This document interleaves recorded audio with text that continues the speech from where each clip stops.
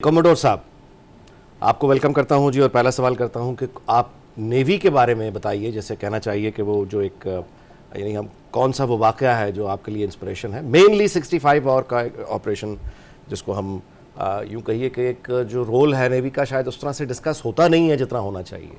इसकी वजह क्या हो सकती है ये एक अलग बात है, लेकिन आप प्लीज़ ज़रा बताइए, हमें रहनुमा सिखाएँ, बताएं कि आपको कौन सा वाक़या है और जिससे आप इंस्पिरेशन लेते हैं 65 की वॉर में। बहुत शुक्रिया आपका कि आपने हमें बुलाया बड़े अहम टॉपिक पे बात करने के लिए आज। लेकिन जब 6 सितंबर को हमारे बुज़दिल दुश्मन ने पाकिस्तान पे अटैक किया तो सबसे पहले ज़मीनी लड़ाई शुरू हुई, आर्मी दोनों मुल्कों की इन्वॉल्व हुई इसमें। अच्छा, पूरी पाकिस्तान बहरिया जो थी वो बेताब थे, हमारे सेलर्स और हमारे अफसर्स, कि कब भारतीय बहरिया जो है वो खुले पानी में आए, खुले समुंदर में आए, हम जाएँ और उनका मुकाबला कर सकें। लेकिन अफसोस सद अफसोस के पूरा दिन गुजर गया और भारतीय कोई जहाज़ खुले समुद्र में ना आया। जब अगला दिन स्टार्ट होता है 7 सितंबर का, उसमें एयरफोर्स की इन्वॉल्वमेंट शुरू हो जाती है। एयरफोर्स ने बड़े ज़बरदस्त दिन किए, बड़े इन्होंने कमाल किए, बड़े जहाज़ कराए। लेकिन हमारी तशनगी उसी तरह रही, पूरा दिन इंतज़ार करते रहे कि भारतीय बहरिया अपनी पोर्ट से बाहर आए, अपने हार्बर से, अपने कम्फर्ट जोन से बाहर आए और खुले समंदर में आए ताकि हम भी उनका मुकाबला करें। लेकिन अफसोस के अगले दिन भी हमारा जो डरपोक दुश्मन है वो नहीं आया। जब 7 सितंबर की शाम होती है, रात को इंतज़ार की घड़ियाँ थक जाते हैं इंतज़ार कर करके हमारे जो सेलर्स हैं, तो ये फैसला किया जाता है कि अगर वो नहीं आता तो हम चलते हैं भारत जाके, हम उनका मुकाबला करते हैं। या आजकल देखें इंडियन फिल्मों वो कहती हैं दुश्मन के घर में घुस के मारेंगे। अगर प्रैक्टिकली मुझे पूछते हैं तो 65 में जो ऑपरेशन दबारका था, इस समय हमारे जो पाक बहरिया के लोग थे ये वाकई भारत चले गए, उनके पानियों में गए, वहाँ जाके इन्होंने जो द्वारका का ऑपरेशन है वो किया। उस वक्त पूरा इंतज़ार करने के बजाय भी नहीं आए तो पाक बहरिया ने जब ये फैसला किया कि हम चलते हैं भारतीय बहरिया का मुकाबला करने के लिए, तो ये कराची से चलते हैं। अच्छा, जब ये निकलते हैं 7 जहाज़ होते हैं हमारे जो बहरी जहाज़ होते हैं। सबसे आगे PNS बाबर था जो कि लाइट क्रूज़र है, वो उसको लीड कर रहा था। उसके पीछे 6 जहाज़ और थे हमारे।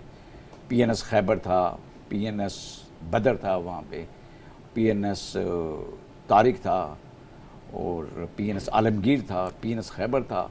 ये सारे जहाज़ जो एक फॉर्मेशन में चलना शुरू होते हैं और ये जहाज़ चलते चले जाते हैं और तकरीबन 200 किलोमीटर का इलाका ये तय करते हैं इंडिया पहुंचने के लिए। वो बिल्कुल कोई मज़ाहमत नहीं होती और इस इंतज़ार में रहे कि कब भारतीय बहरिया बाहर आए। लेकिन अफसोस के 200 किलोमीटर का इलाका तय करके जब ये भारत पहुँच जाते हैं, द्वारका के बिल्कुल करीब आ जाते हैं, उनकी कोस्ट के सिर्फ 10 मील के फासले पे जाके ये रुकते हैं।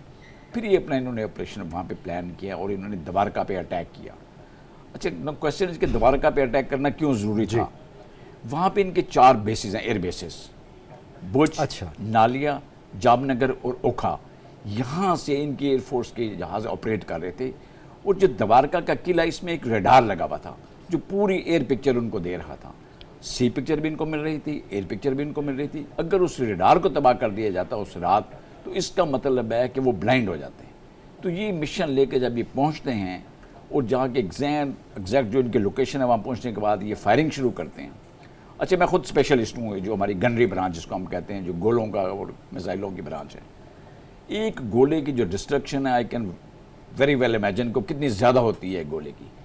इन जहाज़ों ने, जो 7 जहाज़ थे हमारे, कम से कम 50 राउंड वहाँ पे फायर किए और उस पूरे किले को, जो द्वारका का किला था जिस पर रडार लगा हुआ था, उसको नीस्तो नबूद कर दिया, उसके पर खच्चे उड़ा दिए।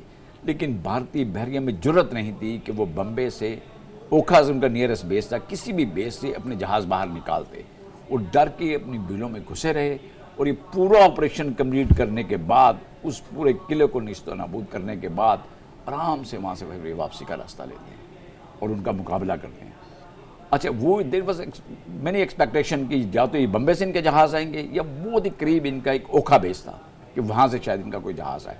अब ओखा में INS तलवार था एंड एवरीवन वाज एक्सपेक्टिंग जी तलवार को तो ज़रूर ये भेजेंगे मुकाबले के लिए। लेकिन सर वो बुज़दिल दुश्मन नहीं आया मुकाबले में और इन्होंने बड़ी तसल्ली से ऑपरेशन किया। और अगर आप मैरी टाइम हिस्ट्री पूरी दुनिया के देखें, किसी मैरी टाइम हिस्ट्री में इस तरह की आपको मसाइल नहीं मिलती कि एक मुल्क उठते हैं अपने जहाज़ों को लेकर किसी दूसरे मुल्क में जाके उनको एंटर करता है, उनके कोस्ट के बिल्कुल करीब पहुँच के 10 मील के फासले पर खड़ा होकर अटैक करे और वो दुश्मन बाहर भी ना निकले। ये वो खौफ था उनके ऊपर जो 8 सितंबर को वहाँ पर उन पर छाया रहा। और वो 6, 7, 8 उसके बाद भी वहाँ से बाहर नहीं निकले अपने हार्बर से, बिकॉज पाक बहरिया की एक हैबत आ रही थी उनके ऊपर, और जो ये प्लान करके गए उस मिशन में सक्सेसफुल रहे और कामयाब ऑपरेशन करने के बाद वापस आए। ये जो द्वारका का ऑपरेशन है कमाल है ये जी, पाकिस्तान और fascinating मेरी टाइम की तारीख में सुनहरे रूप में लिखा जाएगा।